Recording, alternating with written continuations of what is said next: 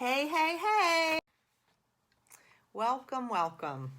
Here we are live on BBTV, and I'm Sally, the Bliss Alchemist. Today we're talking about creating balance by boldly living in a safe space. You will hear my definition of bliss and the 4 steps my clients use to live a life of balance. Stories, tips, and techniques will enable you to start today creating your blissful journey. And then I'll share an invitation to learn more about pendulums, a physical tool you can use when you want the clarity that escapes you. So why am I honored to be the Bliss Alchemist? We'll start with definitions. Alchemy is a power or process that changes or transforms something in a mysterious or impressive way. It's a blending of several elements. Yeah, creation, right? And my definition of bliss is boldly living in a safe space. So what does that mean for me? Well, boldly is courageously. Boldness is a personal thing. The best way to be bold is to know what you want. When you are clear on your goal, it's easier to be bold. We talked about that a little on Monday, when we were facing our fears. Monday at 11 o'clock, same time.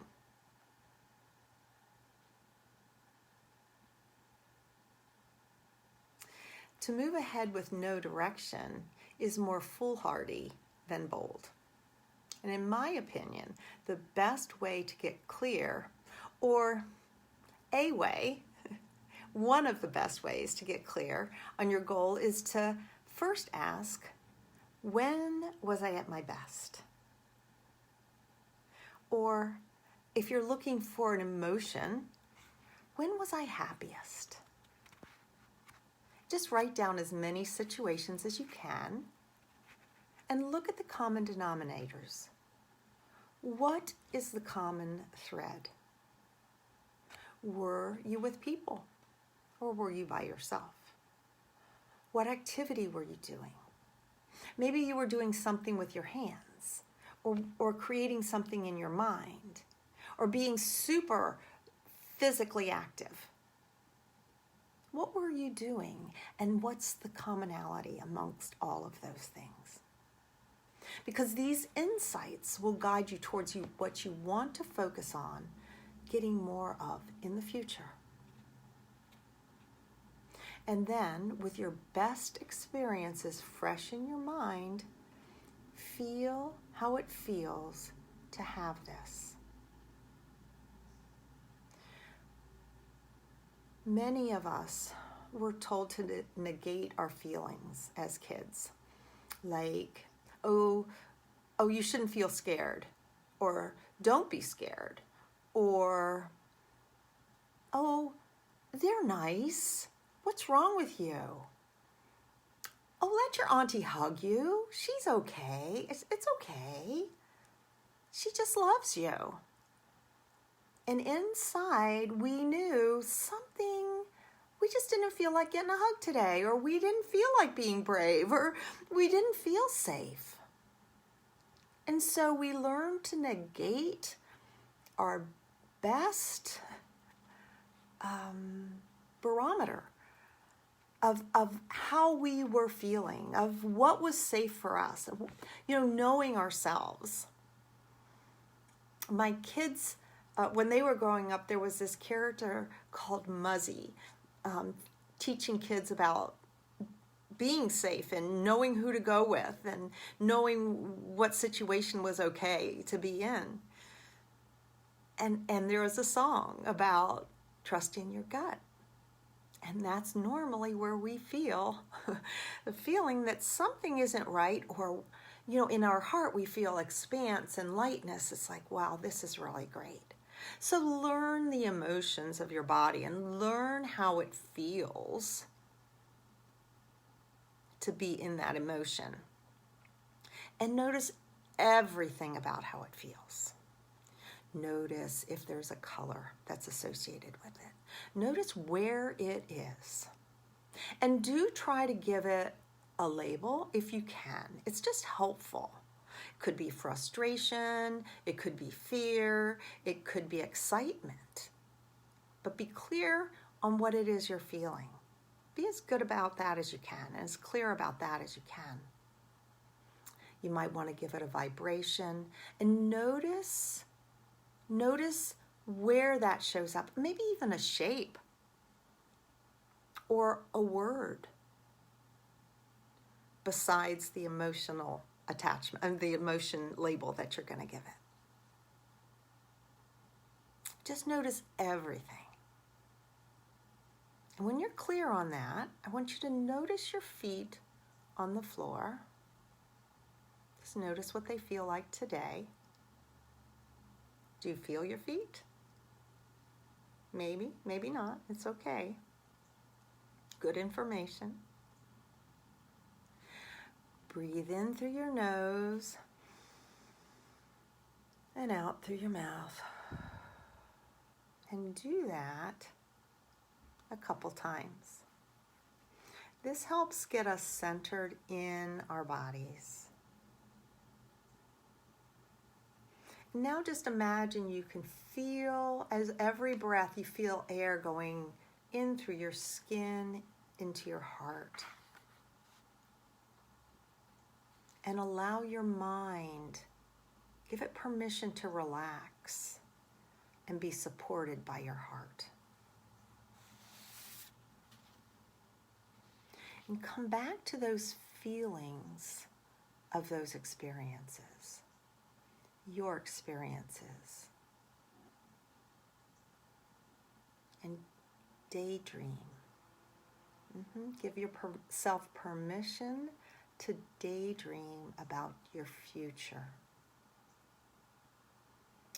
What do you see yourself doing, feeling, having? Just notice. No judgment. It is what it is. Another way to look at this is just imagine that you are with yourself, your future self. Go 5, 10, 15 years in the future and ask your future self, what is your biggest success? Your biggest regret?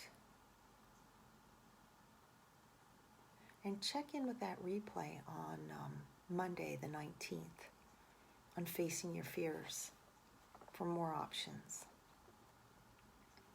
But just notice what's coming up for you. How are you going to feel in 5 years when you look back on what you created? Will you be satisfied?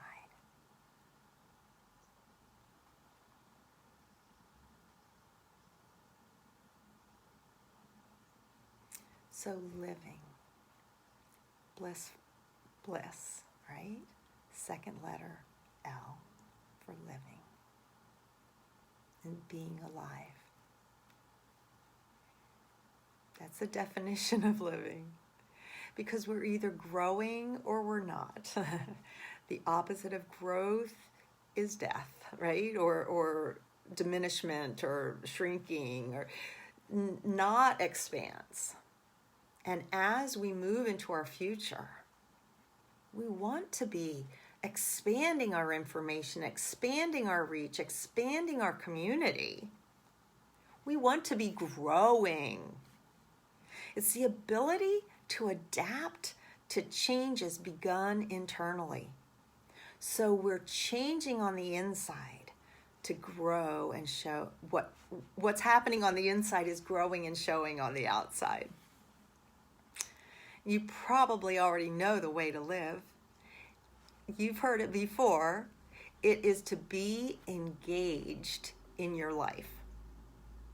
Now, there are times it's okay to zone out, like when you're driving or when you're walking. Well, sometimes, but you'll know when it's okay, but it's okay because that leaves our brains free to do something else, and it saves a lot of energy, because if we were always thinking, okay, left foot next, right foot next, we wouldn't have time to do anything else. Which brings to mind, that is a beautiful meditation if you do need to calm down and get clear. Mindful meditation, just counting your steps. But I digress. When you are with people, please do not multitask unless you're doing a chore with them. If you are weeding with somebody, or you are a sewing circle, or quilting, or baking, or working on a project together, you are going to be engaged and doing something, right? But you want to be engaged. Do not answer your phone. Do not reply to that text, because I guarantee you in a month, you're not going to remember that text, but you will remember the time you spent totally engaged with that person that you're talking to. Because as I like to remember, to the world, you may be just one person, but to that one person, you may be the world.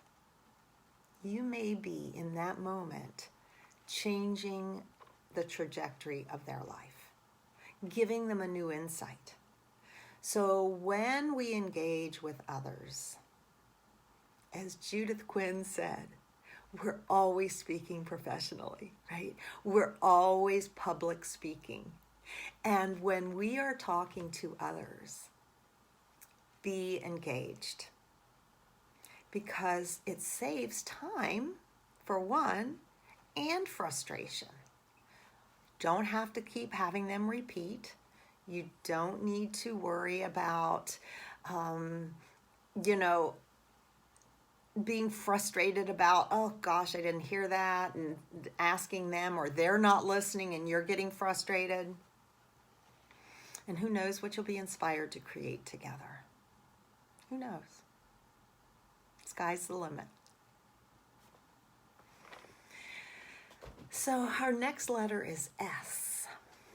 In A. I kind of skipped over those. Bliss. Boldly living in a safe space. So safe is our next word. And it's secure from liability to harm, injury, danger, or risk. That seems like a tall order. I'm reminded again of my friend Angela, who had her goal in mind and was safe. It really just goes back to being clear on what you want, why you're here. Something not quite as dramatic as Angela's story was my being asked to go back to work. Some of you may know I'm a practicing dental hygienist, have been forever, and COVID closed us down for about 6 weeks here in Virginia. And after the 6 weeks, our boss called us up and said, time to go back to work. And I had been prepared because the governor was saying, yes, we're opening soon. So I was prepared. And I had to be clear on what was true for me. I didn't want to be true for what he felt was right. I didn't want to be true for what my coworkers felt was right. I didn't want to be true to anybody else but me, because I wanted to feel comfortable in the knowledge that I could do what was best for me at that time. So I sat with that, and yes, I used my pendulum, You're going to hear that's an invitation I'm going to offer later to learn a little bit more about pendulums. It's a great tool for clarity. But that was my reinforcement, but I also was clear with myself. What is true for me? Is it true that I want to go back to work now? Or would I feel more comfortable going back later? And it actually came to me, it became apparent that I would be better off personally coming back 2 weeks later. I told my boss and he was fine with that. And because I was clear, I could come up with some really good ideas on why I decided not to come back.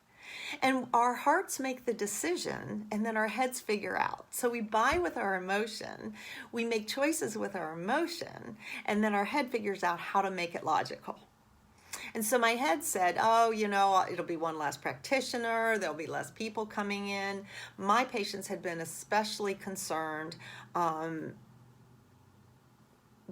before we closed about the safety of everybody, themselves included. And so it seemed appropriate. So I told them that, and that flew. they took that. And so 2 weeks later, after everybody had been coming in and the system had been kind of going on, and they had the schedule and how everything was going to work pretty organized, I came into work. And we have a morning meeting, and in that morning meeting, I just said, how's everybody doing? Well, people started saying, I'm nervous, this person makes me worried, but all these fears started coming up. There was a lot of agitation in the morning meeting, and I was like, wow, that's interesting. And my boss noticed it too, because right after the meeting, he came into my operatory and he said, things were just fine before you came in. I was like, okay. I said, well, I beg to differ, because that was all going on in their heads. They just felt comfortable verbalizing it. And wouldn't you be more comfortable knowing where everybody stands instead of, just putting your head in the sand and pretending like everybody's okay? And they're going home a nervous wreck.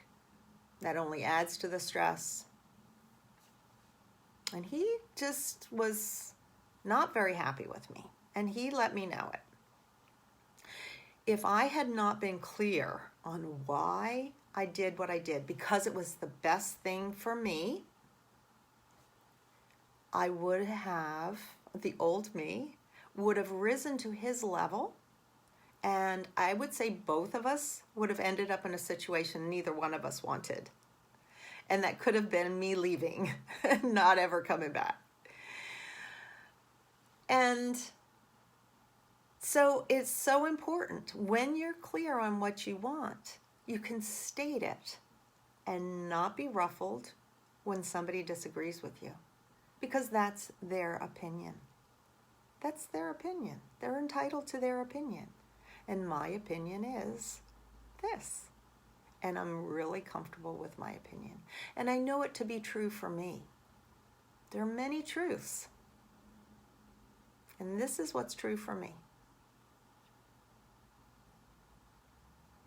And I was safe because I was grounded. I could not be bowled over. I could not be pushed around. I could not be browbeaten or guilt-ridden into making a choice that wasn't right for me. And there we come to space, the second S in bliss. This is an unlimited is the key word, three-dimensional realm in which all material objects are located and all events occur. Heart Math Institute says that our hearts can vibrate 15 feet out all around us. All around us. And so that is why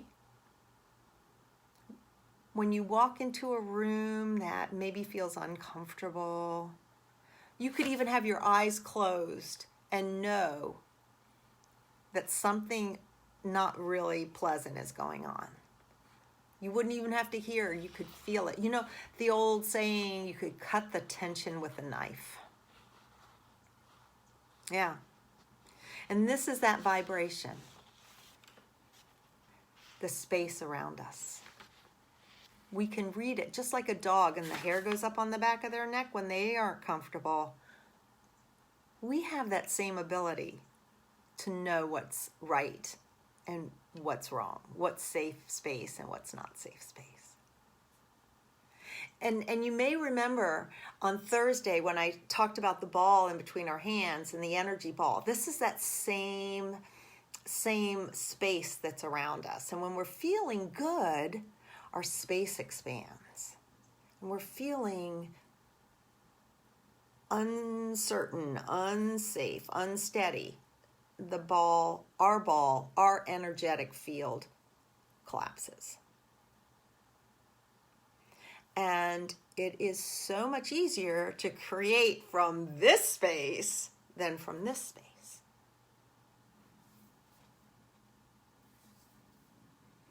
We're talking about the interconnectedness of all of us. And whether you look at how coworkers' actions affect yours, or a community's decision to dam up a stream, or even if you're looking at being connected to universal consciousness, any level of that, we are all related and connected through vibration. I read something recently about forests, and there's like the oldest tree communicates with all the other trees. So when you look, I think it's like 70 feet around it. I don't think it was miles. Sorry. And yeah, 70 feet. And so if it's helping and talking to all those other trees, you're looking at a community. You're not looking at an oak tree or a birch tree or a sycamore tree. You're looking at a community of trees that are engaged and interacting with each other. We just don't see it. And that's how we are. A connected community of the human race, human consciousness. Have you heard of the butterfly effect? It was a little book that said the flapping of a wings, and it's a study, the flapping of a butterfly's wings in Africa can create a tornado halfway around the world. Just with that motion. So your actions and the actions of others affect each of us in our space. And the action doesn't even need to be an overt action, an outward action.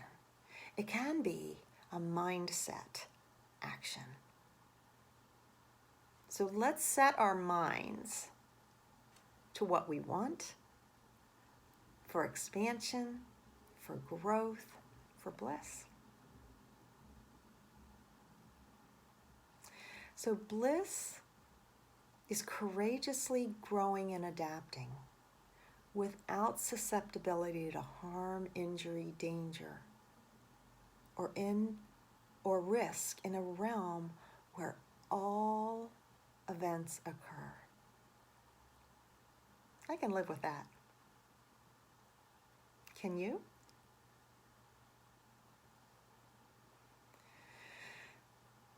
Today you heard my ideas and techniques that I and my clients have used to create blissful lives, to create events, to move to new homes, to invite money into our bank accounts, and to create a life that can be looked back on with satisfaction. So keep the acronym for bliss in mind. Boldly living in a safe space. And if you want to learn more about an ancient physical tool that you can use to help you gain clarity, that's the pendulum. Not the only one, for sure, but it's a great tool. And if you want to learn how to register, when you register for this class, you will receive a video on what you need to know on how to make a pendulum. And then you'll for sure get the replay in your box. So don't worry about time zones or being available. And during the class, you will learn how to use the tool to release pain, energetic blocks, and help make decisions.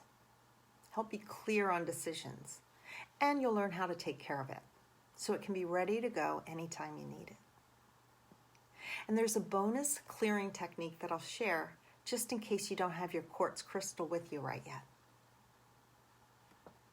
So, I'd love to see you on the call. Go to yourblissfuljourney.com/pendulums, PENPENDULUMS